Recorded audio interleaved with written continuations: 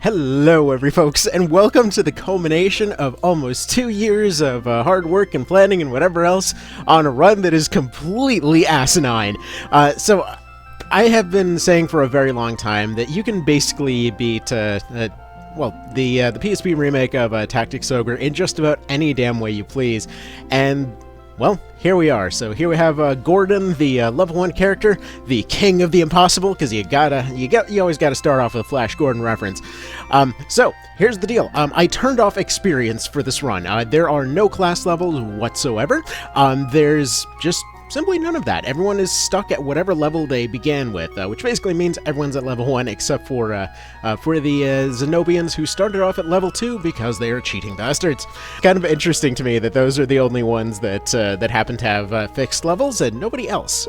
Anyway, that'll be changing in Reborn by the looks of it, but here we are. So we are down at level 1, the actual start of the game.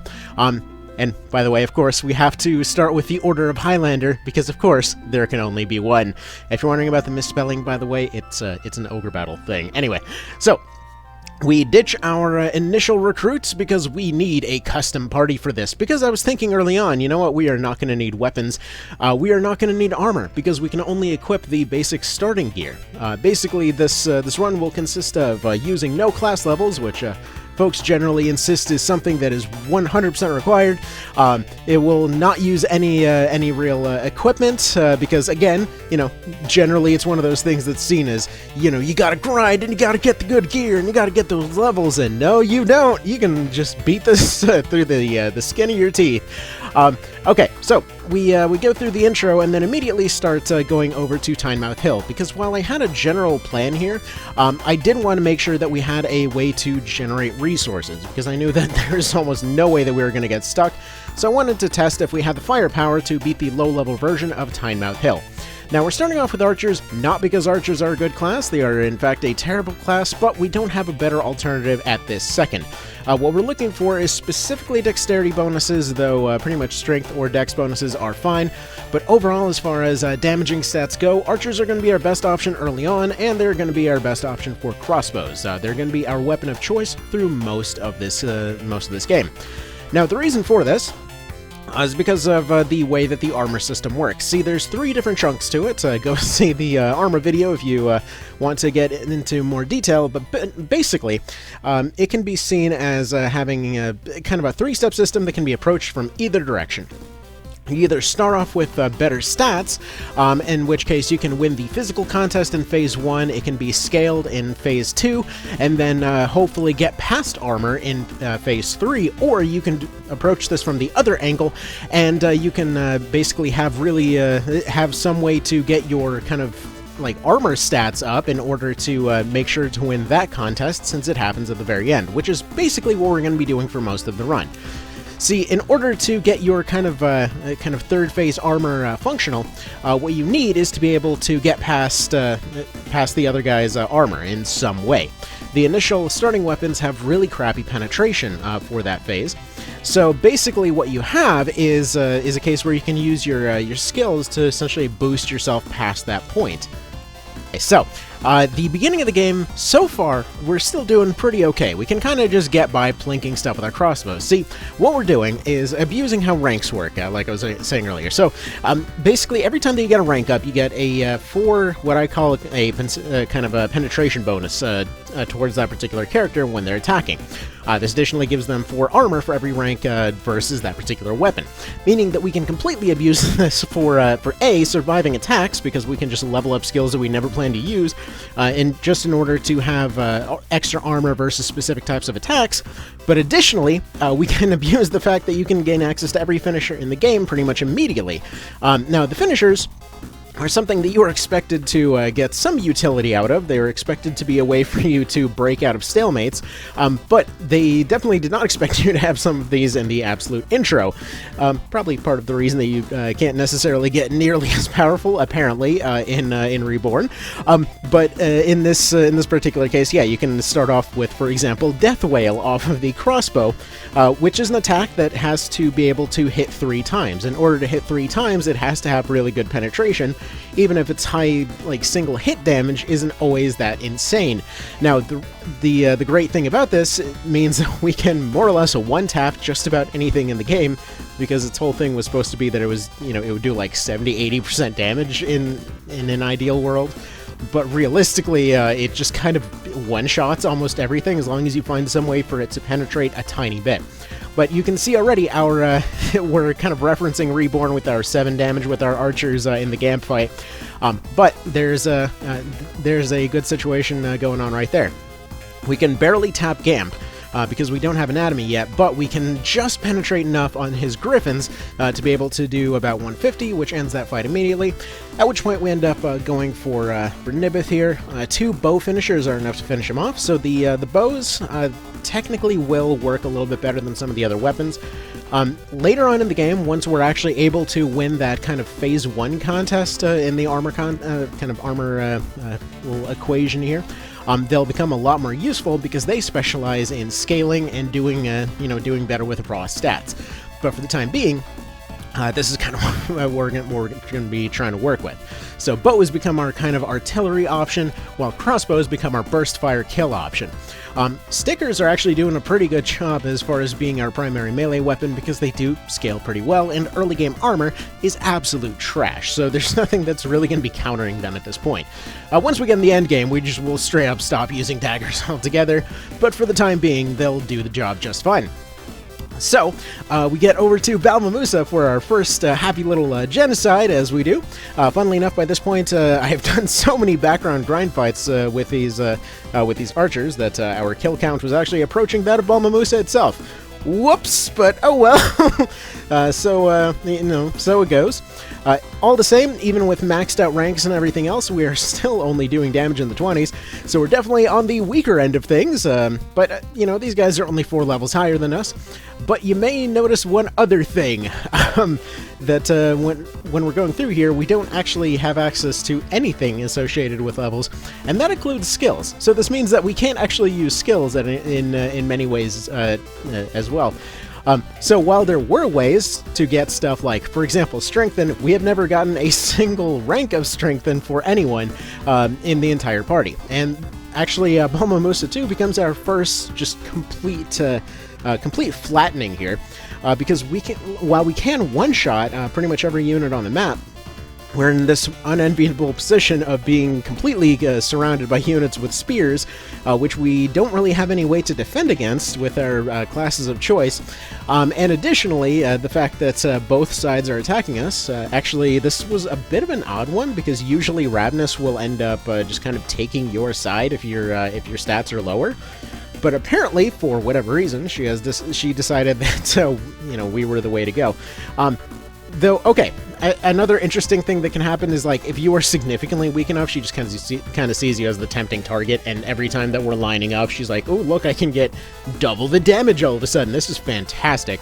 And so she'll keep doing that. So we basically decide that we're going to take the honey badger approach. Like, you can't really, we're just going to sit there, we're going to take it, and hope to, kind of come back after the fact. So, basically, a few units will be allowed to lose their bleed out timers here.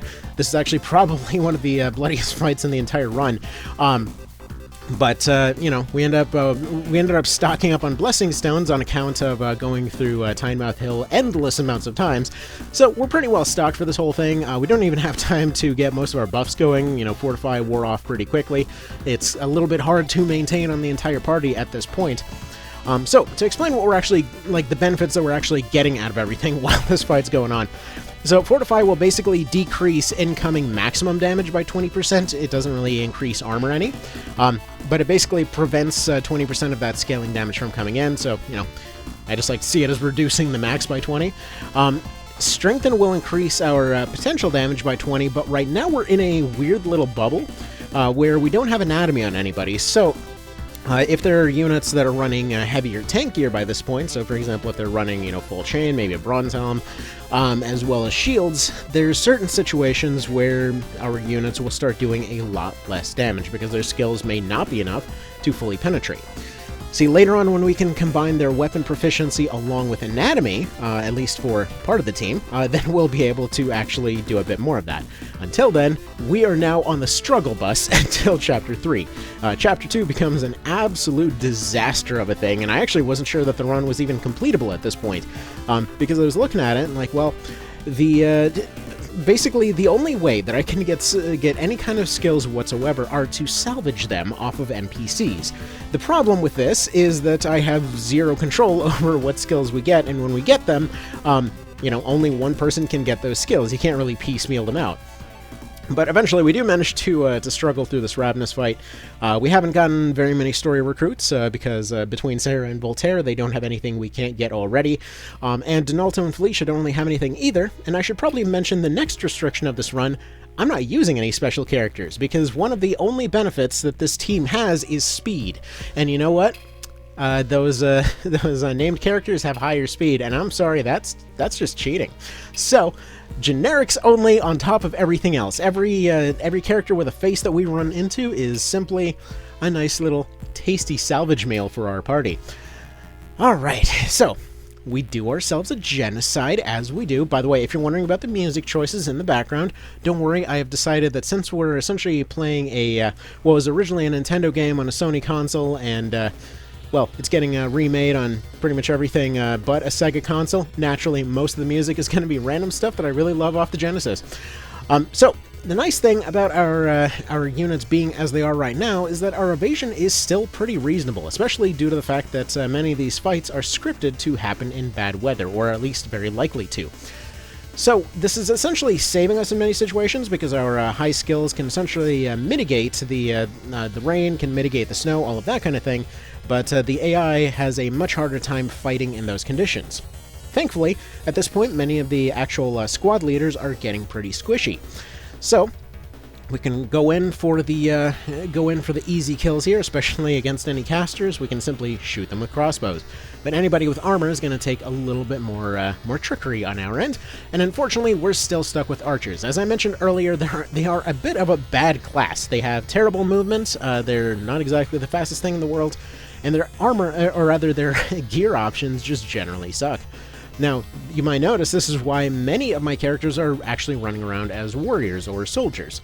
The nice thing about them is that they can equip just about everything, meaning that any character that they run into, they can potentially customize their armor via their weapon skills in order to make sure that they're taking a lot less damage. So, for example, they're having a hard time against archers, they just put on some bows and suddenly they can resist archers better.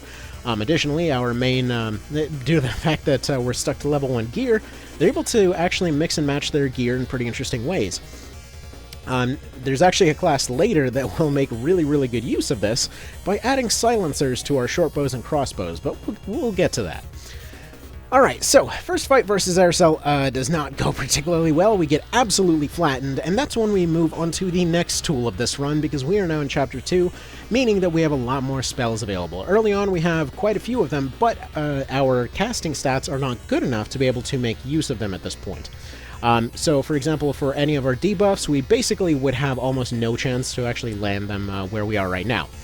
What we would need for this is Spell Strike, and we won't get Spell Strike until Chapter 4, so many of our debuffs are simply not going to have much of a chance to land because we can't really risk using the classes that would be able to use them. And again, we don't exactly have the mind to be able to pull this off naturally. Thankfully, though, crossbows, once again, just coming in clutch with those death whales. Just turns out having burst-fire automatic rifles is fantastic when you're trying to win your medieval war. Anyway, so we get to Aracel. We try to convince her that our genocide was just fine, but, you know, it turns out she's not too happy about that. She's not taking it. Alright. Then we get to Darza. He is going to be the next brick wall that this run ran into. In fact, this went poorly so many times in a row that I had to cut that part and leave the stream for another time.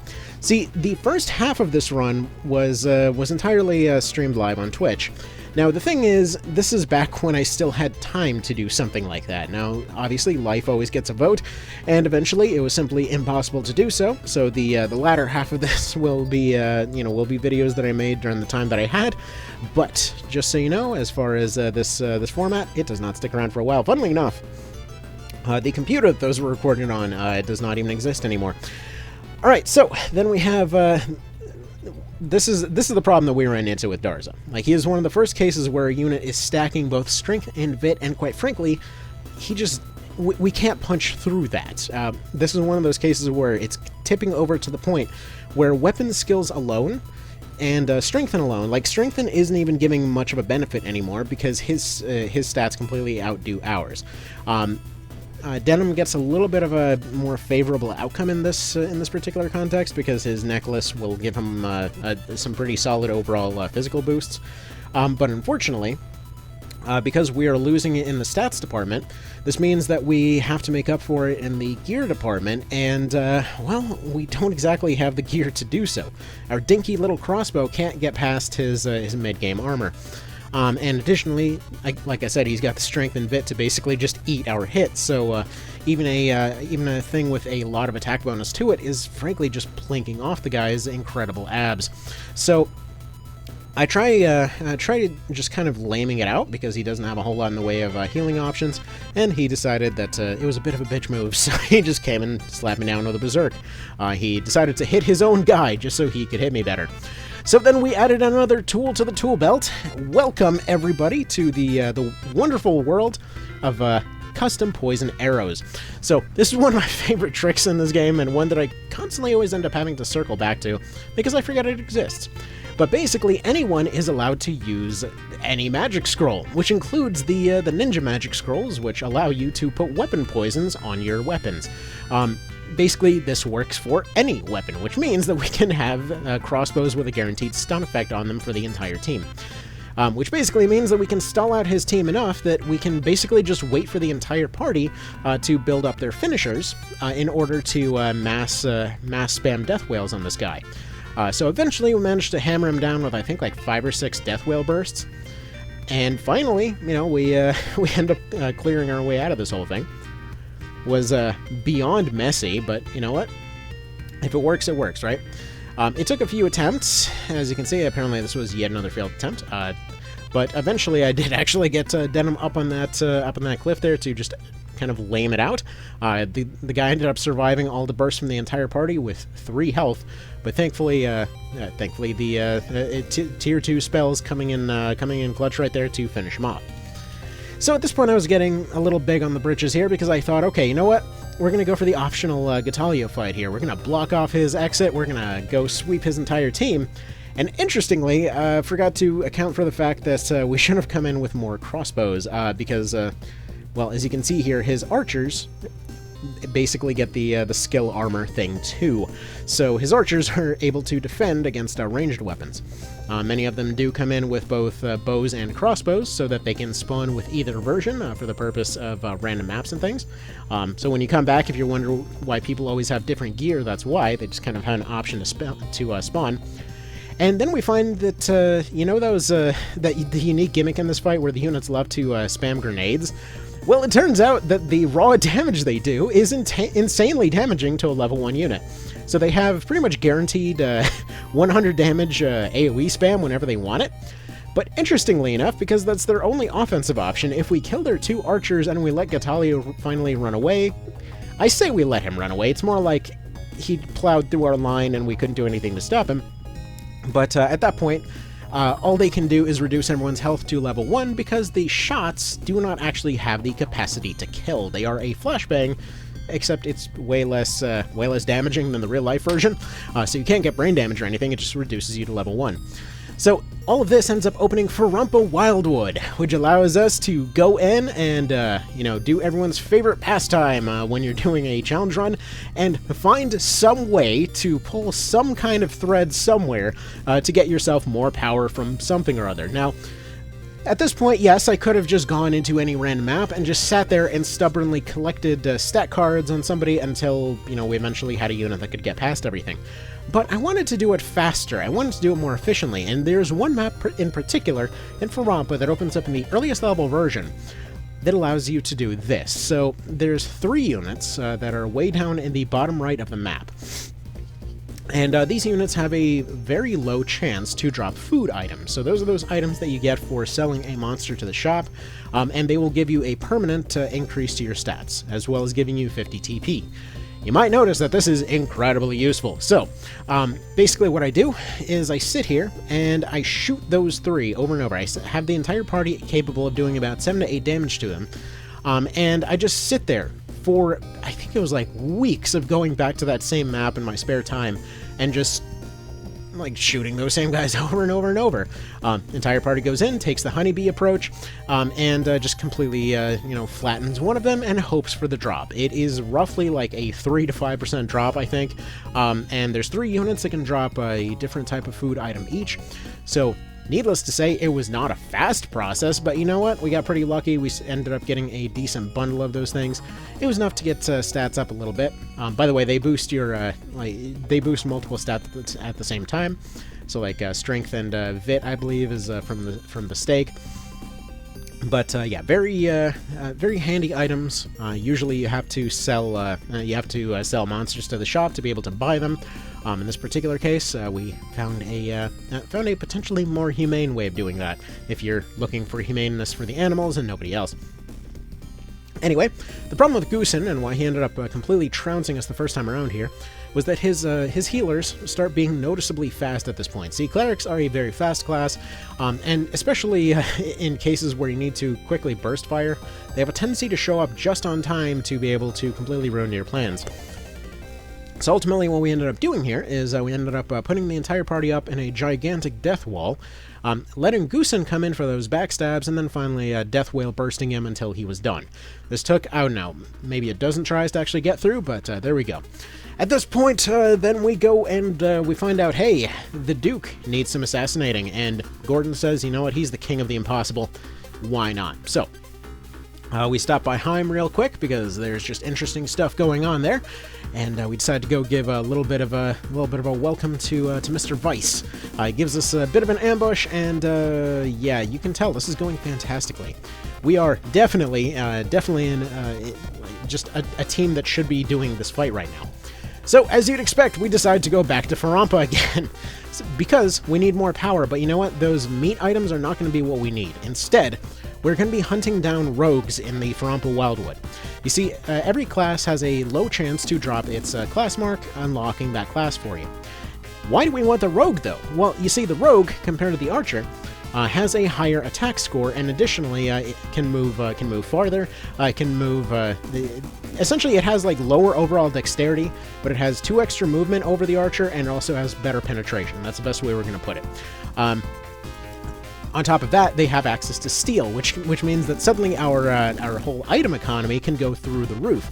We suddenly have the option to specifically go after specific class marks, to go and get particular, like, for example, we can go into Tiny Math Hill, and if we ever run out of money to spend on scrolls, we can just go and repeatedly steal blessing stones from the clerics, and then kill them for even more blessing stones.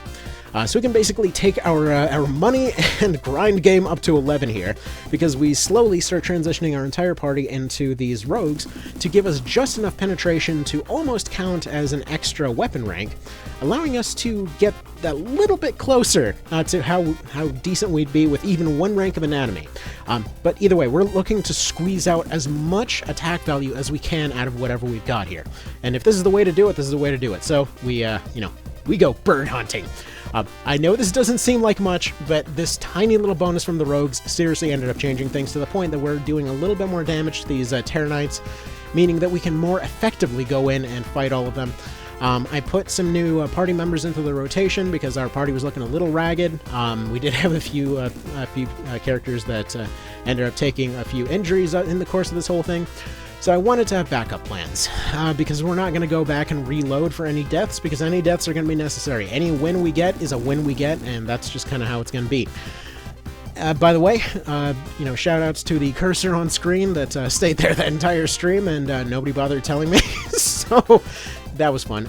Anyway, so after this whole maneuver, we finally go back to this map, and as you can see, it's going a lot better. Finally, we're able to punch past their armor just barely, and I realized that if you stand here next to Vice, he basically will only go after one character, and since Gordon is tougher than the rest, I can just kind of park him up there, because his accessory gives him +5 Vit, meaning that he's going to be able to take hits way better than anybody else on the team.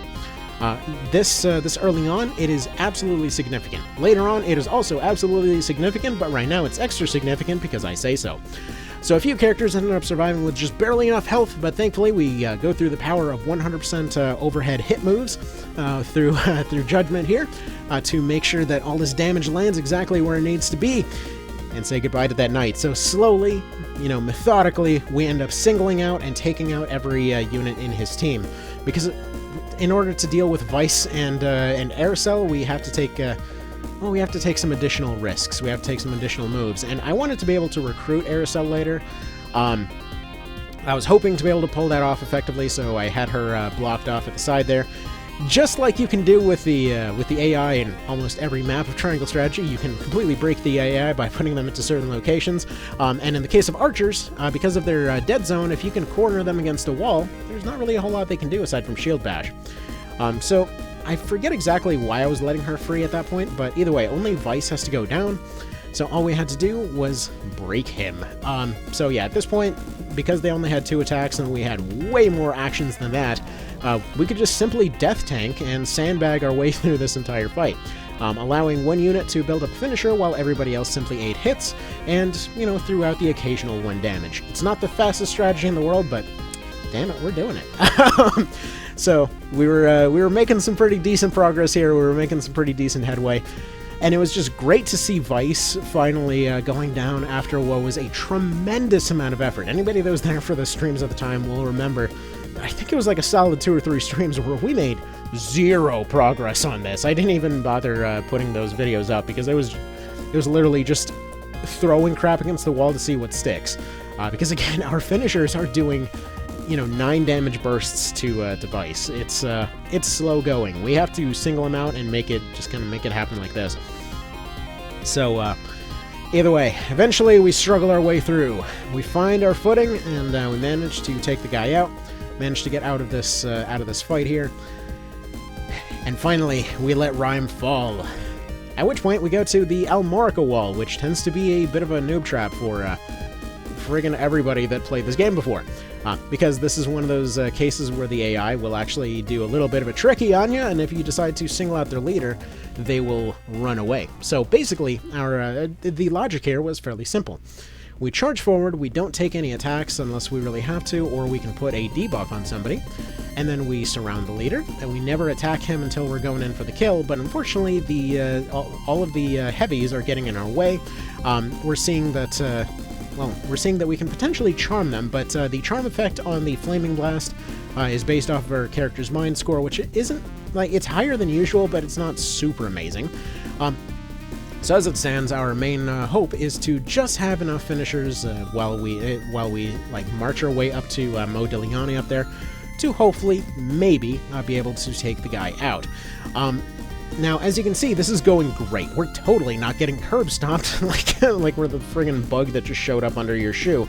Yeah, the plan was to just keep on struggling on. Our basic attacks still do some damage, so you know what? I figured maybe, just maybe, we can figure out some way to do this. By the way, fun fact, Chariot was also banned for this run, but technically you can reset your turn, and by the way, I didn't abuse this for the purpose of different turns, but you can't technically mulligan your turn. It's actually interesting that they built a chess rule into this game that as long as you haven't taken your finger off your piece, it does not count as resetting your turn. So basically it doesn't count for the purposes of the Chariot counter. I just really love that that's a thing. It's very oddly specific, but, adore it. So I was going for a weighted shot here in order to hopefully put Leaden on Modigliani so that he doesn't end up blocking our attacks, which is becoming to be a bit of a thing.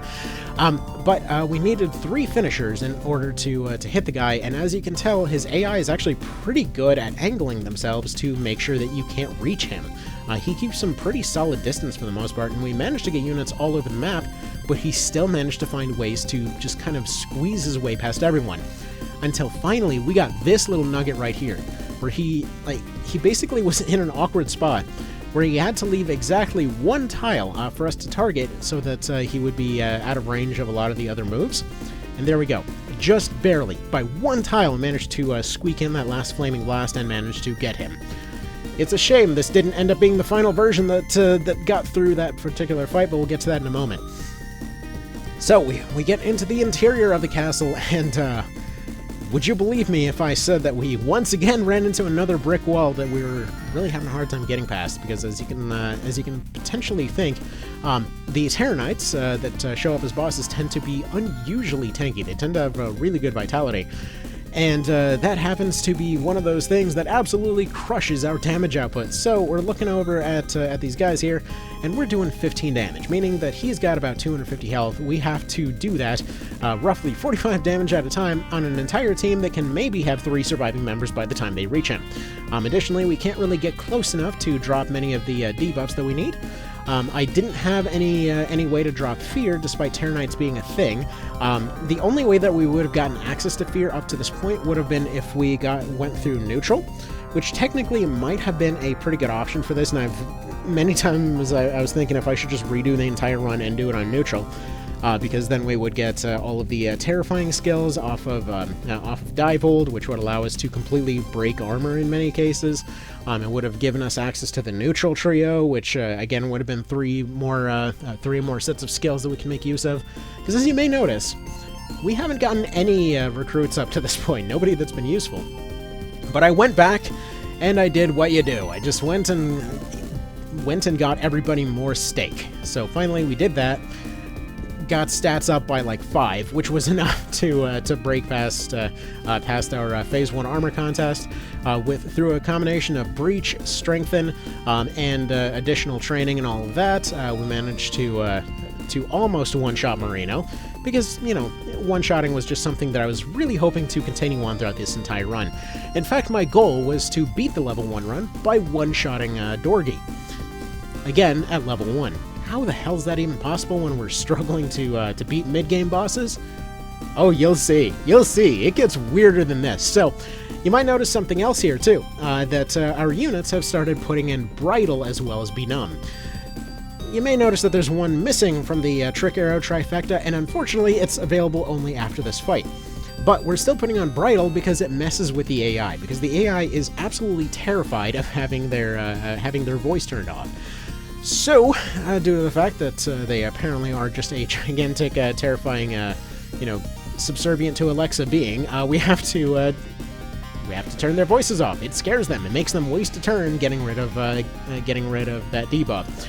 So, through the power of overhead moves, we end up finishing off his last 2 damage here. Eventually, I was looking through the entire spell list trying to find something that can maybe do this more reliably, because it took a while to get this particular fight set up. I was just crapping my pants over how lucky this particular run went, because the AI was wasting just enough turns. The stuns were wasting their turns. Like, if you put both stun and silence on the entire team, you've basically bought yourself so much time that you can set up a lot more than before. Anyway, so at this point, Marino finally goes down to go pursue his, I think that was like a football guy, I don't know, anyway, I don't do sports. So we get onto our final boss, as far as I'm concerned, for getting our skills up. I thought at the time, see, my logic at this point was, hey, we get into Chapter 3, you know what must happen? That must be when Warlocks are unlocked, and technically they are unlocked in Chapter 3. But not anytime close to now, because my logic, please bear in mind, I was completely apparently overlooking the obvious at that point, was we get Warlocks, right? There's not many units that have recruit skills that are available at level 1. These include the Warlock, which can get Golems, and then this also includes the Necromancer, which is able to get recruit something undead. Just recruit undead at level 1. So, okay. That is potentially a huge pool of skills to draw from. Now you may notice the obvious of, yeah, technically you can combine in those undead in certain ways if you know what you're doing. You know what you can't combine in? Golems. You know who has really terrible attack stats? Golems. Now I was thinking their high physical bulk would potentially be useful. Or their unique skills might be available at level 1, and yeah, no, they were, like, shit tier useless. I went and I recruited so many of them later on down the road, but they were so completely worthless for this entire run, you won't even see anything in the video until they end up getting sold. It was a bit heartbreaking. For some reason, I didn't realize at the time that yeah, their stuff isn't transferable to people. Alright, so we end up breaching and strengthening and death wailing in order to get Hector. Surprisingly, I actually expected his vitality to completely eat that shot, but for some reason we're just barely able to get through. Now, I tried doing the same thing with this wizard here, but it wasn't quite happening, and I believe this was 7 or 8 attempts to get this to happen. But with a strengthen, an AoE, and a full charge on Brimstone Hail, we're able to take an impossible angle shot and essentially just launch a grenade into the center of his party, ending the poor wizard in his spot right there. Once again, we fight Hector too, and he's quite a bit bulkier for this particular encounter. But once again, we're able to just surround him and take him out. It's actually a little bit interesting that he's so slow in this route that he just seems to, well, give up. Now, ultimately, this ends up being the changing point in the entire run. This is the big turnaround point. Yunin, the absolute hero of the Resistance here, suddenly shows up. And he's here to give us Anatomy. He's also here to give us Draconology. He's also here to give us Dragon Slayer and Beast Slayer, as well as Counterattack and Fortify. And without this guy, this run could not have happened. This is the point when things finally change, and the basically the entire party more or less just becomes one gigantic sycophantic mob, just believing entirely in their Lord and Savior Denim. Now, at first I was thinking, okay, we have Dragon Slayer. What we're gonna do is we're gonna roll into this party, and we are gonna, you know, just completely wipe everybody that's here. So it turns out, we can't actually hurt these dragons that much with Dragon Slayer. It's gonna do like 50 damage. And additionally, we don't want to. By the way, there's how that cheat worked. I just have a cheat in place that that turns off experience entirely. But what we did at this point is we started making use of poison. See, we don't want Dragon Slayer for this map whatsoever. In fact, it's one of those interesting maps that tends to brick wall people, despite the fact that you don't actually have to fight a good chunk of the units here. See, what do they tell you on your way over here? Well, they say this is the home of the dragons. You know what it doesn't say? That this is the home of all the dumbasses that tried to attack the dragons. So, you know, all the lizards and skeletons and ghosts, they shouldn't be here. They're hunting the dragons, presumably. They're fighting on the same side, but you know, you don't have to fight the dragons. They're not actually hostile towards you.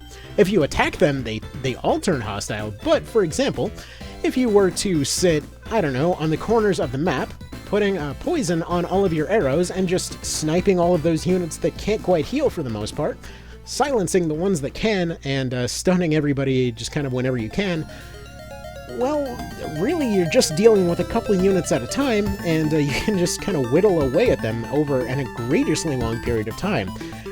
Now, is this the optimum way to do this? No.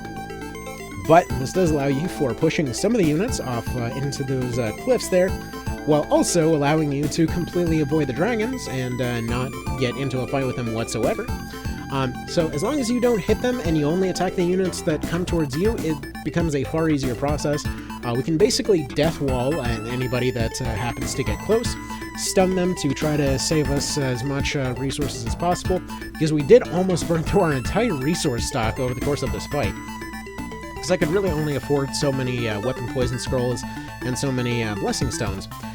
But either way, slowly but surely, we methodically chip away at every single unit here, occasionally going for the charm in order to make them fight each other. And yeah, every now and then, by the way, you'll see the dragons go out and attempt to use their resonances on the enemy units. I think they were meant to be hostile towards each other at some point, because technically, it's one of those attacks that they'll use in both cases. So for example, like when you see a unit that's charmed that tries to use something like not Death Wail, but Lament of the Dead, they will still try to use it on their own units, even though it has no effect. Now in this case, it buffs friendly units, but yeah, you still see them using only the resonances, but not actually participating in the fight in any other way. So we leave the nice little scaly boys to their own devices, and then we proceed to go save a blind scout. This is one that I once again expected to completely brick wall at. What I didn't realize at the time is that Ozma, for whatever reason, has a very oddly specifically shitty armor defense, even though her stats are good. So, because of the fact that we're primarily relying on armor equation and completely ignoring the first two parts of the actual thing here, we more or less can just pull out really tiny bits of damage through our characters. Denim has gotten to the point now that he has been eating stat cards, he has been eating steak, the man has been bulking up as much as he can, because bear in mind, by this point, I've been stubbornly trying to do this all as vanilla as possible, minus the no experience cheat, okay? I wanted to do this as just kind of like organically as it was originally possible in the game. Now technically, the only way that you could actually do a complete like level 1 run is if you managed to also do a completely pacifist, never killing anything, because kills are the thing that gives you experience, which is technically impossible, though arguably if you only ever attack leaders, then that would be a thing, but then you'd get the party XP, which means that you would still end up leveling up through that. But then it would mean turning everybody into a zombie, which is impossible in the early game, so you'd still be using a cheat for that. So ultimately, that's why I ended up just turning off experience and kind of calling it good there. Anyway, so the actual means of getting our damage up at this point are ungodly slow. We have Gordon, who has been building up his anatomy. He's maxed out his weapon skills a long time ago. His anatomy, I believe, is near maxed out at this point because the racial skills do go up pretty slow if you don't have a way to power level them, which we do, courtesy of counterattack. That actually did massively increase our training for different skills. But for the most part, I believe he's like at rank 4 or 5 or something for anatomy at this point. It was going up pretty darn slow. So we kept chipping away at Ozma and didn't really think to even try a basic attack and not a finisher up to this point. And I figured, you know, this is getting more and more complicated. We're going to burn through the last of our affordable reset scrolls, which, by the way, are also part of the tool belt at this point, so Paradigm Shift becomes available. And this is by far one of the most broken things in the game. So, okay, it turns out, yeah, we can just do 40 damage with a basic crossbow with just Gordon here, so that's... okay. Anyway, sure, apparently she has no defense against that for some reason. But okay. Paradigm Shift, what is the deal? Well, Paradigm Shift is a move that lets you reset your turns in an AoE area with a 66% success rate. It is pretty unreliable, and in order to keep things relatively fair, what I decided to do was, I wouldn't, like I said, Chariot was not allowed. Even tap charioting was not allowed. If it failed, I had to use another one, and that was just part of the interesting kind of adjustment strategy that ended up coming about here. Because it fails really often, and you end up having to adjust on the fly to when and how the thing ended up failing. So like right here, like let's say it'll reset a certain amount of turns, but it'll miss some, it'll hit some, but it allows you to more or less just kind of warp wall your way across the entire map. At this point, by the way, I switched into spears just because of two things. One, I wanted to see how far I could get with Spiral Scourge, because it is very similar to Death Whale in terms of being one of the 3 available 3-hit moves. But additionally, for some reason, my dumbass self decided that a spear with a counter option would be a faster way to train up TP at this point. I'm not really sure what I was thinking, because Spiral Scourge is overall weaker than Death Whale by a pretty wide margin. For some reason, I just decided that we needed a Dragoon squad that specialized in Spiral Scourge. This was just going to be our weird little mascot team here. Anyway, additionally, this was a terrible idea because Balzaphon is a spear specialist, meaning that he's essentially getting extra armor versus this. So I unintentionally made this fight a lot more difficult than it needed to be, and this was the second attempt. The first time I did do it with a crossbow. For some reason, yeah, then tried going back with spears. I don't know why I went and redid a fight just to make it more difficult, but oh well, that was the case. And by the way, here's a good example over how often and how annoyingly this particular spell can repeatedly fail. It is like a weird glitchy mess, and I kind of love it for that. By the way, not glitchy in terms of programming. I mean, it's like you're glitching out time to give yourself free turns, but yeah. So I was stuck in a case where I was trying to find a way to generate 1 TP without using a stake item, because I'd used them all to spam finishers up to this point. I'd used up every stake that I'd built up in the background in order to get our finisher spam game to where it is now. Finally found the moment to be able to heal up Felicia 2 over there, give her the heal that she needed, and then finally end up hitting her on purpose in order to give another Spiral Scourge in order to finally finish off Balzaphon. And man, that was a challenge and a half, I'll tell you what. But then we get into more interesting stuff here. Well, that is to say, more stuff that we can kind of curb stomp. Once again, another showing of our Dragoon Spear Squad. Don't ask, it seemed like a good idea at the time. So we get into the peaceful fight. I end up skipping it, shockingly, because I don't feel like making this fight anymore, or this entire run any more difficult than it needs to be. Which is why later on I will spend several hours making it more difficult than it needs to be. Anyway, so you got the stubborn guy, and you got the one guy doing his job, as you do. Mr. Berserker guy is apparently just super bored and wants to have a fight for no reason. He's so pissed off, in fact, he uses a weapon class he can't even use. Yeah, this was one of those scenes, for some reason, they left completely unchanged from the SNES version, despite the fact that it makes no sense. Also, it's hilarious to me that this very angry guy is probably only angry because they're forcing him to wear pink pants. Alright, so moving on, we then proceed to the Pope plot, where, and by the way, I'm well aware that he's an Archbishop, whatever else. I will always call him the Pope. So, because these guys are mostly squishy wizards and things, they are a lot easier to deal with, and we can simply use our favorite spear strategy. But I want to only tap damage Sherry here, and there we go, in order to make sure that she can escape. Now, the reason for this is so that we can actually recruit her later and get some of her skills. Believe it or not, they will be the reason that we can do more damage than, well, you'll see. You'll see. We can do 800 plus damage, courtesy of her. So, we take a look at the calendar, we see what time of year we're at, and we see that we're in the rainy period, and we see that Olivia's loyalty is good enough, which means that we can go over to Barmamusa, and they can go on the wettest date you've ever seen. For some reason, their idea of a good time and, reminiscing and catching up and all that is to go hang out in the rain in the middle of a burned-out ghetto. Yeah, I mean, everyone's gotta have their thing, I suppose, but yikes. They just happen to sit into the one house where her homeless sister's at. And we're gonna go ahead and save her here. And, I mean, there's a whole thing where she tries to stab him and all that, but we're gonna go ahead and skip past that part because we've got places to be. He's looking a little bit upset because he knows he's about to cannibalize her.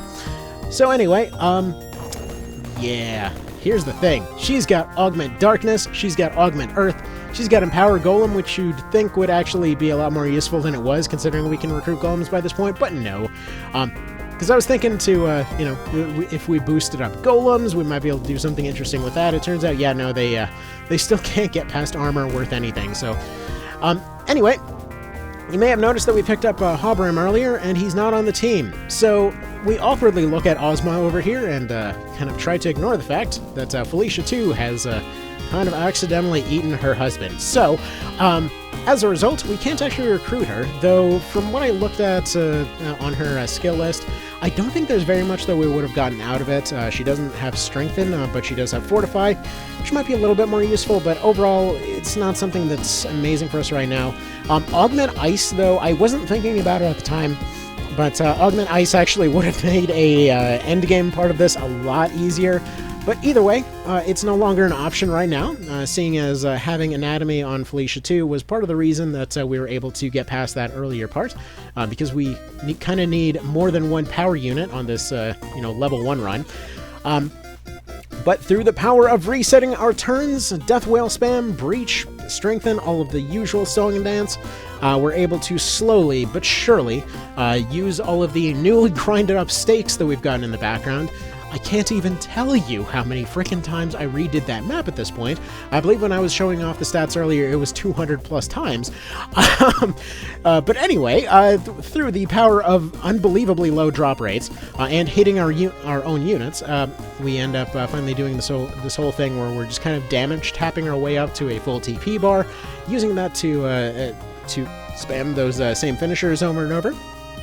And anyhow, this takes a little bit of a while, but if we're doing this anytime, it has to be right now, because we have multiple units that are able to do those finishers. Both Volak and Ozma will gladly sit here in the very front, And as long as we never allow them to take a turn, we can very quickly just kind of push our way through this whole thing. It's both simpler, easier, and everything else, but it is way more expensive to do it this way. Because we have to spend essentially several $1,000 every time that we're redoing this particular trick. So, obviously, not the cheapest thing in the world, but we switch back over to Death Whale, now that we have a unit that would no longer resist Spiral Scourge, but whatever. Anyway, point being, we eventually end up killing her off because we can't recruit her, and yes, it was a completely optional fight, but screw it, I just wanted to prove that you can do it at level 1. So at this point, I ended up moving over to this map, because there was a bit of a lack of funds. We're using Paradigm Shift so often at this point, and we're using our Poison Arrows so often, that we're essentially spending like 50 grand plus per every encounter that we run into. But, as you can see right here, against these rando generics, we can more or less do about 99% damage to them, punch them, and then steal their stuff. So, through the power of mugging, we end up repowering up our entire party. At which point we get to the next thing, because we're in Chapter 4. We are right before the big northern push. And here's the thing. At this point, this party is not strong enough to make that push. They do not have the skills to make that push. At least, not yet. So, we get to this particular fight, and I forget if this is... I believe this was actually when it went poorly. Truth be told, I can't remember if I left the many failed attempts at this, but this fight was... Okay, no, this is definitely the actual successful one. This fight was a brick wall that stayed there for about 6 or 7 months, okay? I know that seems like it's impossible, it's just rando dragons and we have Dragon Slayer. What happened? Well, see, the thing is, the base stats on most of these characters were still incredibly low. The only way that we could reasonably get them up is through card grinding, as well as those meat items. Now, those meat items are really slow, meaning that the fastest way that we can actually use to get our stats up is surprisingly through training Draconology. So, at first, I had to nearly max out Draconology. In fact, I believe that tap right there was for rank 7. So what I did is I was making use of Augment Earth, partially off of Augment Earth, was making use of training axes, as well as Dragon Slayer, and as well as combining this all with Draconology. Now, why is this relevant? Well, if you go into the map in Farampa that has all the dragons on it, you can essentially activate Dragon Slayer, then you can essentially wait for Infinity to charge up, which is an Earth-based finisher at rank 8 for the axe, which allows you to one-shot a dragon. Meaning that Draconology can be trained up through a few counterattacks in the first 2 rounds of running into the dragon map, but from there, a level 1 cannot take more than 1 tail whip, meaning that if he dodges those tail whips, he can continue on fighting, or he can use Energy Drain to drain them of their TP and keep on going that way. However, doing so kind of winds up being a little bit expensive, so we had to constantly balance the cash and power economy. Eventually, through all of this, I ended up getting augments up to about like rank 3 or so, and ended up getting Draconology to about rank 7. Obviously, trying to train up Augment Earth through a finisher that you rarely get to use is not ideal, but throughout all of this, I was able to stack enough stat cards on Denim to be able to have him do 100 plus damage versus these dragons. Bear in mind, before, he was doing, at most, when he was doing his finishers, he was doing about 6 damage. So he was having an incredibly hard time punching through anything. We're still doing only about 30s to these other units, because as you may notice, they're kind of higher level than it would be to actually just take the northern push at this point. See, if we're being real, by this point, I wanted to do a little bit of a optional objective. I wanted to make sure that this was the kind of definitive level 1 experience, that we did everything that we could to prove that the level 1 can actually be a pretty incredibly powerful thing in the right circumstances. So, not only are they two-tapping dragons over here, but I want them to be able to one-shot the final boss. That was one of my stated goals getting into this. In order to do that, we're going to have to take this run kind of up to 11 here, which I realize this music in the background is hilarious for this, but moving on. But we needed to kind of shift our entire paradigm to a whole new level here. We were not done. So, these guys, they're probably tougher than many of the bosses that we'd be struggling through at this point, but I cannot guarantee that even having a full stack of 99 turn resets or anything else, due to the fact that we are burning through 20 plus of them on certain fights, would be enough to actually make it through that. I couldn't guarantee that we would essentially be able to poison stall many of those maps. I couldn't guarantee that we would be able to survive one-shots from many of those bosses. And I don't like redoing things. I like for the progress to stick when I do it. That's part of the reason that I like doing Iron Man runs. Like, you know what? I'd rather lose a unit, but still make progress. So, due to sheer stubbornness and everything else, we ended up using our newly available Esper Energy Scrolls, which, by the way, if you're wondering where you get those from, it's Deneb's shop, which is open at this point. But her shop has actually opened up a couple of new options. We can do mass exorcisms through Exorcism 2, we can steal energy through this, and also the Treatise of Technique is available, which is also going to be a game changer at this point. See, because up to this point, every time that we wanted to build up TP infinitely, we had to go use stake items, and unfortunately, those, as I mentioned, are really, really slow to get a hold of. Now, the Treatise of Technique is a Swordmaster ability that allows you to generate 30 TP. Now, notice that this is a lot less useful than the 50 TP that you get off of, off of the meat items, but here's the thing. You can kill, like, I don't know, 30 Terranites for one meat item, which is, at this point, our skills are high enough that we can actually reasonably take out all three if they happen to spawn before wanting to retreat. The actual endgame units are not as much of a threat. But unfortunately, that still takes an incredibly long time. However, we can generate cash pretty quickly, and we can also just go to the store and buy more Treatises of Technique. By the way, this guy right here, I took a screenshot because of how big a moment this was. This guy just comes in with a double deflect. He just isn't allowing that fight to end. So we end up spending about an extra 8 grand on just killing that guy. So we end up just quickly passing through the clerics over there, and then we get to Vask. I did remember to deploy the 2 extra units. You can see all those golems on the bottom that we ended up recruiting and just never using for anything, because any time that I tried to use them, they wound up being completely worthless, because they had no penetration. Anyway, so we end up resetting our turns over and over, what a shocker, in order to get to Celio here. Surprisingly, he can actually withstand a death whale.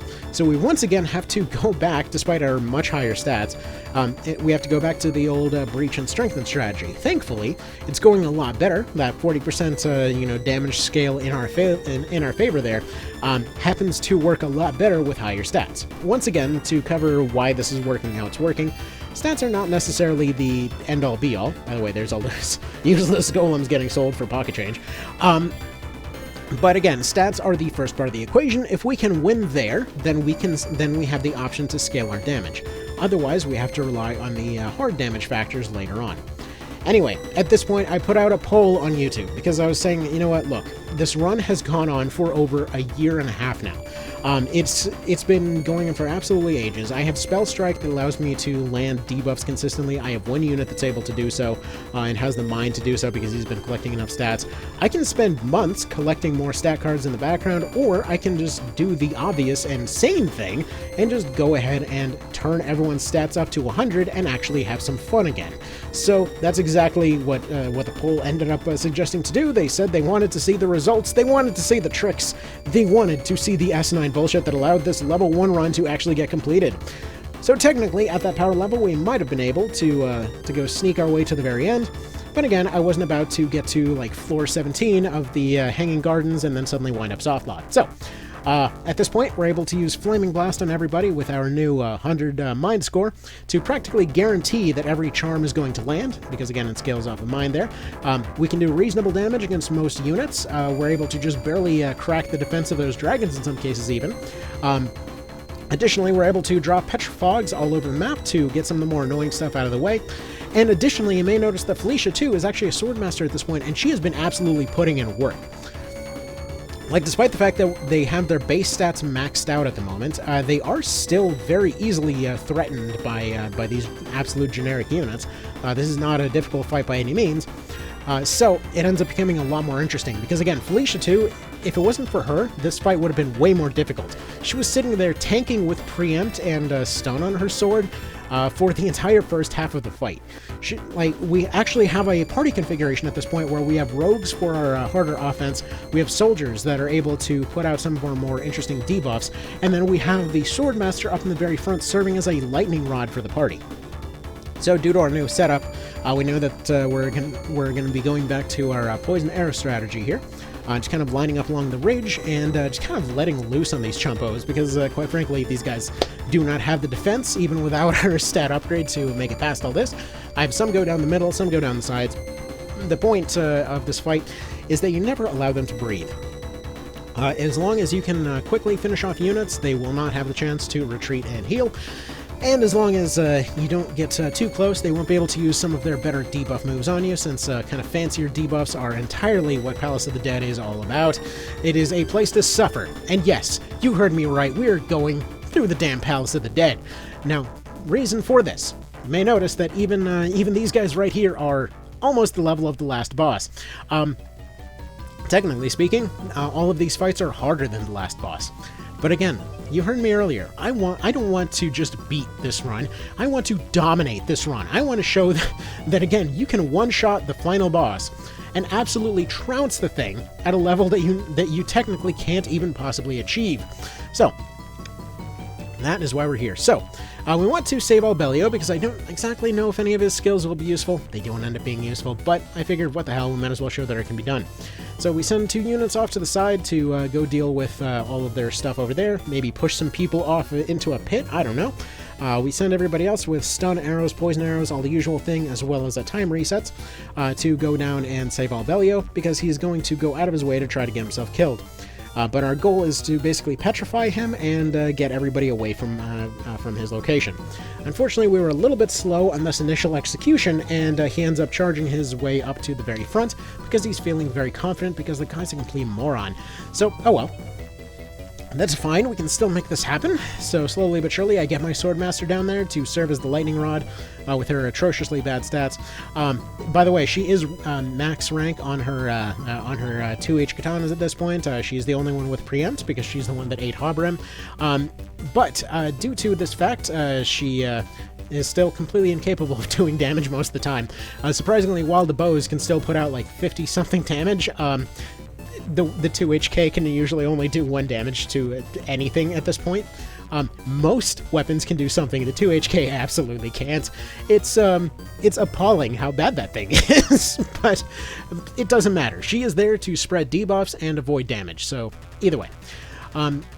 Again, this is probably the most use I've gotten out of a Swordmaster ever. It's just this whole lightning rod for the party thing does not come up very often. Man, I hope that they rule for Reborn. But okay, we slowly but surely chip away through all these Skeletors over here. We keep throwing mend leaves onto the statue. I don't know how that works, don't question it. But we carve our way through, and we get ourselves an Albelio. Now, I made a big mistake going into this. You see, I ended up stocking up most of my items, but not all of them. So like I had maxed out turn resets, I had maxed out weapon poisons, but what I had about roughly like 70 treatise of techniques on me, but I didn't stock up on meat items. I had only 2 left in the inventory at this point, because I figured, you know what, I'm just going to go to the store, I'm going to get more exorcisms, I'm going to get more revive items, whatever. We had enough revive items to be able to make it all the way to the store. And sure enough, we did, but that's not really the problem. You might be potentially picturing what's going on there, but we'll cover more on that as it becomes relevant. So we start moving our way down here. We set up the usual death wall in the center of the map because Zaydoba is not necessarily a hard unit to kill off, but we do need to open the door before we go. So we turn Mr. Vale into a hovercraft, and we put everybody else onto stun mode, and so we put our Swordmaster out front to go outfight some dudes. We send our Mr. Vale over. unfortunately, yeah, their crossbows and long-range archers immediately start putting in work, just completely shredding people. It's a bit of a downside. But yeah, we try to use some shield bashes to get Mr. Vale closer to the door so that he can go get that dang thing open. But yeah, unfortunately, he decides to block it. What are you doing, Mr. Vale? It's all your fault, jeez. But so we have to take another turn on this. Technically, I kind of miscounted. I needed to put him in the top row for that strategy to work, but whatever. Details. So they start deflecting. And see, this is why every time that somebody tells me that they went through the end game and, you know, deflect was completely useless, it didn't counter bows at all, I know for a fact that they're playing with resets. Because, man, deflect is an absolute game changer when it comes about. But anyway, so poison, or rather stun poison onto a Swordmaster. She's over here just stunning everybody as they come in. There's actually a pretty decent chance of them to actually lose their turn as they're hit by that stun effect, so that's pretty cool there. We send a weaker unit over there to start taking some crossbow hits for Mr. Vale so he can get that door open.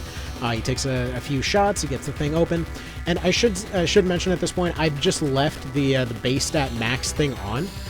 Again, the vote was to just like leave the dang thing on so that we don't have to keep regrinding. All the regrinding is doing is wasting time. We already proved it with Denim. Realistically, it's doable with only 2 units at max stats, according to the tests that I've done.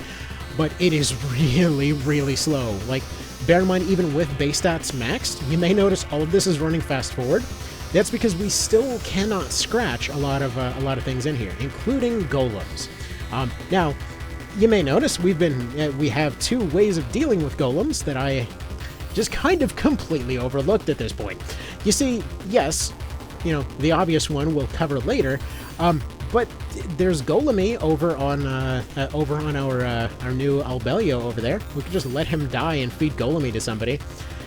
Now, I'll give you a quick hint to figure out how long it took me to figure that out. Yeah, that's right, I never did. So, for some reason, I didn't bother looking at that. But yeah, slowly but surely, we end up pushing our way through all of this. We get over to Mr. Nibbeth.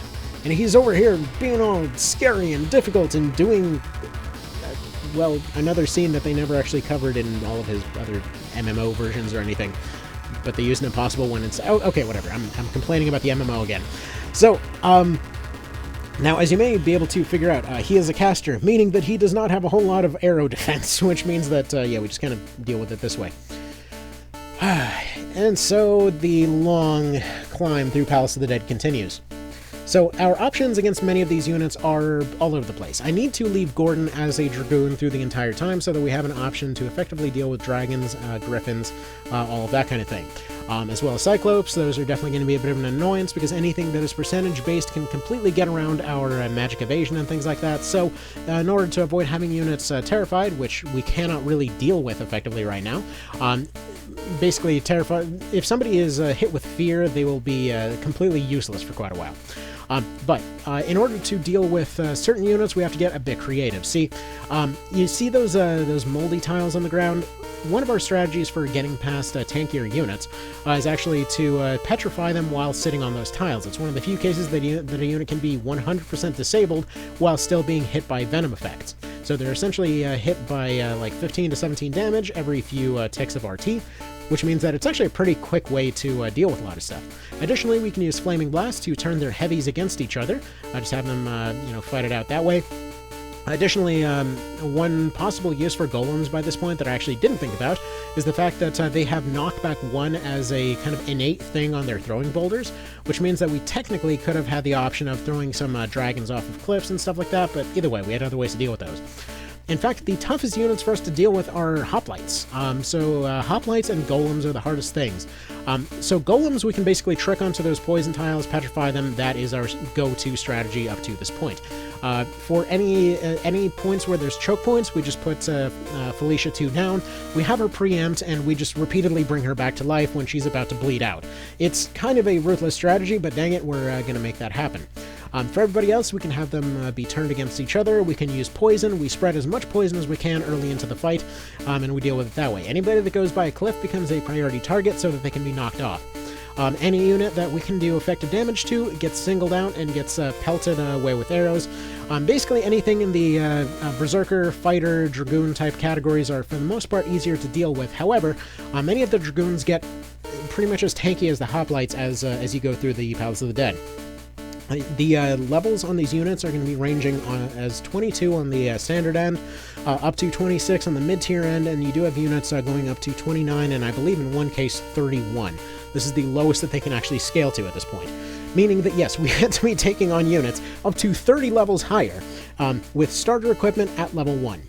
But yes, it was still possible, it was still doable, because again, poison does not check for stats. It neither do toxic tiles, but this meant that going through here was a really, really, really slow process. I left a huge chunk of the Palace of the Dead in here, but I did legitimately just take a day to go through one whole section of this whole thing, roughly floors like 20 to 50-ish, and all I did was just kind of leave poison on there. Just basically resetting turns over and over for an incredibly long time, so I was just going off and doing chores in the background, just kind of occasionally going and letting the enemy take their turn again, you know, setting up lines, all that kind of thing. Because we can't just blindly charge in. We still get very easily bodied by a lot of these units. We still end up taking an absolute outrageous amount of damage in a lot of cases. We can get one-shot by many of these things, again, even at our current stats, but we're still making it work. The warriors are still being kept in play, because that additional armor that they get is incredibly useful at this point. Dragon Slayer, again, still becomes a pretty regular thing, but they can't really touch us effectively as long as we're all working as a group. If anyone gets singled out, that's when they have trouble, and especially Felicia, her defense is noticeably lower than everybody else's. You know, due to the fact that she does not get a shield, everybody else does. It's actually part of the reason that I have not been using a spear on Denim up to this point, because that extra minor amount of hard defense on the buckler is enough to actually keep us functioning, believe it or not. But either way, through a mix of charm, poison, all of the usual stuff that you would expect, all the usual suspects, we carve, we grind, we slowly churn our way through this absolute muddy mess of a shithole, and yeah, it's surprisingly a lot more interesting than I expected it to be, because despite everything, interesting strategies do actually have to be employed here. We have to set up defensive lines, we have to keep certain units at bay, we have to keep certain units locked down, and thankfully, due to the higher stats and everything else, we do have access to certain debuffs. Namely, Poison Mist allows for spreading poison a lot faster than Poison Arrows, but Poison Arrows are still the main thing that we use. Using stuff like Fixate and Shackle definitely helps to either disable or lock units down onto certain tiles. However, this goes back to the previous thing I mentioned about shops.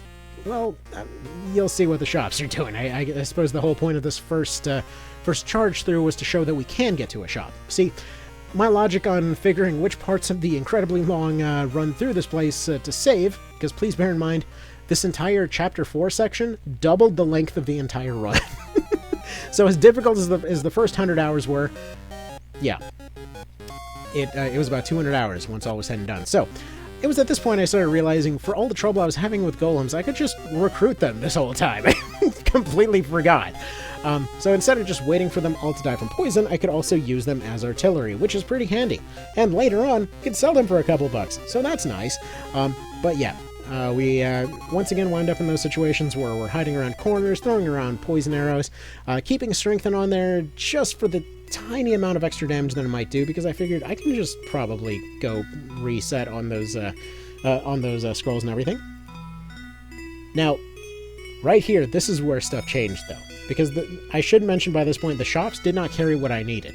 Long story short, they did not carry anything other than those revival items, which I forgot to do. And there we go. That right there, that is what we came here for. Floors 51, 53, and 56 carry the first 3 cursed weapons, so we don't have to even worry about the fact that we couldn't restock on any of our spells, because now we have 3 characters that have become gods. Now, what is a cursed weapon? Basically, it is a weapon that combines a unit's stats into another unit's stats. Additionally, the weapon has 120 attack value, bear in mind we are upgrading from 28, as well as 120 defense value. Now, this is to show you that yes, we can do 850 damage when completely maxed out before, but at this point, we can do something way more interesting. So I introduce you to our 3 super weapons, the Peppa Pike, the Kurosawa Mark II, and the Tiny Bazooka, the spear, the bow, and the blowgun. Now, technically, we could gain access to all of them if we felt like going all the way up to floor 75. Now, guess how sick I was of Palace of the Dead at this point? But here's the thing, we realistically only needed the bow to get through this entire thing. I just picked up the other two because they were nearby. So, the interesting thing is that, yeah, at this point, everyone's stats and everyone's attack values are so high that we can more or less go around one-shotting almost everything. Like, hi there, Endoris, you were a boss. Now you're a corpse. So yeah, it's a good time. Literally, all you need is one. I will show a clip later in this whole thing that I did test this using only one cursed weapon. This is why I was saying 2 units needed to be maxed out in order for this run to happen. Because basic generic ones can just struggle through with poison arrows through all of Palace of the Dead, and the overall value in return for all that stuff is doable enough, and the Palace of the Dead stores will actually stock all of the weapon poisons and things, so it is actually doable. You only need to do about 10 maps at a time between stores, so it is completely doable to do that with 2 maxed units. You get your 1 cursed bow, and then you just basically, you literally can turn it on AI and just leave and have the AI just carve its way through all of this stuff. Though annoyingly, the AI will kill off every other NPC on the map before they kill the leader, but either way. So, here's a cool thing, by the way, though. Brenton Morn is one of those cases of a very special, unique AI. You see, whenever he's nearby 2 of his units, they actually will go out of their way to protect him. You may have noticed this as a phenomenon before, but it's rare that you actually get to see it adapt so much in practice. So we're just basically carving through, taking out his guards one at a time. Interestingly, whenever he decides to go somewhere, 2 of his units will peel off from whatever their AI function was at any given time, and actually step next to him to defend him. This is a very cool custom AI. It's one of those reasons that I feel like when Reborn hits, if that AI is as good as they say it is, we're going to see more cool custom crap like this all over the place. And if that happens, oh my god, the amount of charm and character that could add is amazing. Now, surprisingly, Mr. Morn is very tanky. He's able to survive a lot more damage than any of the rest of his team. So he ends up surviving multiple finishers by himself. And again, this is like the height of our power right now. But cool thing is, we end up carving our way through all of the hanging gardens. We carve our way through the bottom of the hanging gardens. These chompos can't touch us. They do 1 damage for crap's sake. Again, you saw earlier, those longbow archers are doing 1 damage to us. Their heavies are doing 1 damage with Mighty Strike and that kind of thing. So finally, we get down to the seal. All of this stuff did not matter. It was just a straight, just like carve through the entire thing. They did not touch us. But a cool little side note right here. Steve, when we ran out of recovery items earlier, he had to be turned into a zombie to save his life. So if you see a zombie just awkwardly walking his way through cutscenes while everybody else stands still, because, you know, zombies can't stand at attention, which is hilarious to me. By the way, you can also park yourself at that particular tile, and it looks like your denim is shoved up Dorgy's butt, and it's hilarious. So, the cool thing on these doppelgangers, by the way, because of the way that cursed weapons are just completely just fucky in terms of how they work, they can do no damage to us, but we can 2-shot Dorgy. But again, my goal was to 1-shot Dorgy. Now, technically speaking, there's 1 weapon that can, but I was not about to do 15 more floors of the Palace of the Dead to make that happen. But we did 1 round Dorgy, so as you can see here, technically we did not need to take a second attack. We set up the Strengthen, we set up the Breach. Felicia got knocked out due to shenanigans, but that's okay. We get up there, we do our Death Spiral, and he just barely survives. But so that's a bit disappointing. I was about to go redo the entire thing with Fear to make it a 1-tap, but it's fine. He came by, he took the counter, and he got himself killed, and there you go. That's how you do it at level 1. Now, Death Whale by itself, just with that initial setup, can actually do it as just a 1-tap right there with no trouble. If we did Fear, he basically would get hit for like 1,000+ damage. So there we go. That's that. That is level 1. This took 2 years to achieve, and it was just boiled down to about an hour. Additionally, I actually went back and well, I say went back. During my test run, I decided to see if you could cannibalize cash ref or anything useful. Nothing that would really change the course of this run. But anyway, we managed to make sure that Gordon got himself laid in the ending. We managed to make sure that the island got their rightful queen in charge. We managed to do everything right. We got the good ending. We got the ideal ending. Again, the best endings end with Nookie. But either way, we managed to accomplish everything that needs to be accomplished. I can completely believe that this Denim is the kind of guy that ends up getting himself captured in Ogre Battle 8. As they say, the place ends up lasting for 1,000 years. The best character in the series ends up finding his way onto another place, and he ends up escaping to the sequel. So how long did this all take? Well, surprisingly, this took 13,000 steps, and this is because I ended up cutting out the excessive super grind. This easily could have taken 50,000 plus steps or days, campaign days to actually get done. If I did actually go through and get the base stat cards for absolutely every single character. 1,510 battles, 994 victories. Cool thing, by the way, when you get into Coda, normally the AI, or not the AI, but normally the game will actually age up your characters depending on how many days you spent in-game. It turns out when you spend more than the counter can actually account for, they don't actually age up. So, treat that as you will. Now, at this point, technically, we could go back. We could get the Zenobians and Canopus and everybody else. And technically, we could go into Coda. We could complete Coda 4 with our stats as they are. But honestly, I just don't want to do Palace of the Dead again. The final fight would be kind of interesting to see on all this because they're about 50% stronger than we would be at this point. But either way, I think this is a great place to put a pin in this whole thing. I'm really glad with how it turned out.